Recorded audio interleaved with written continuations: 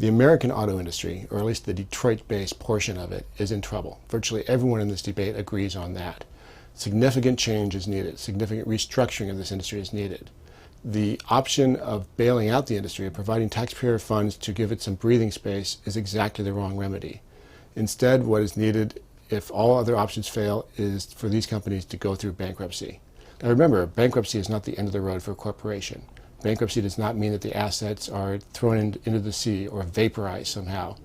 A bankruptcy simply means that a corporation goes into protection of a court-appointed bankruptcy judge under which it is allowed to renegotiate its contracts, reduce its debts, and make itself more efficient and streamlined so that it can compete in the modern world marketplace.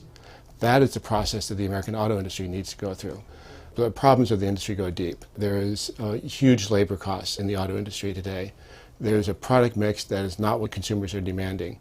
And probably most importantly, there's an enormous burden of legacy costs, the costs of benefits promised to workers that once worked for these companies that are now retired.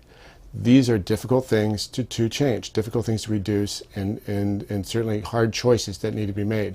The bankruptcy procedure, a bankruptcy procedure, provides an orderly method for those decisions to be made and those choices to be implemented.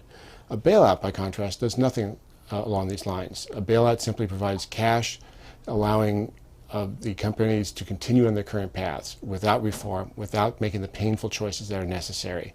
That means that the current problems will continue on indefinitely without resolution. These companies need to change, they need to be restructured, and if that means a bankruptcy process, that should be the route that they take, not a bailout.